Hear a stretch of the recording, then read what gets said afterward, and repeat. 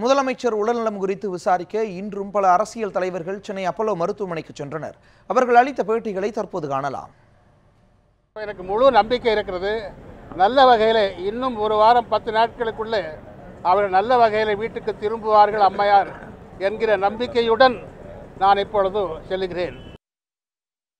சுகாதாரத்துறை அமைச்சர் மற்றும் அமைச்சர் தங்கமணி அவர்கள், நாடாளுமன்ற தலைவராக இருக்கக்கூடிய தம்பிதுரை அவர்கள், இவர்களெல்லாம் சந்தித்தோம். அவர்கள் அம்மாவனுடைய உடல் நலம் நல்ல முறையிலே தேறி வருவதாக, அவர்கள் இன்றைக்கு வாக்கிங் போனதாக இத்தகைய தகவல்களை தெரிவித்திருக்கிறார்கள்.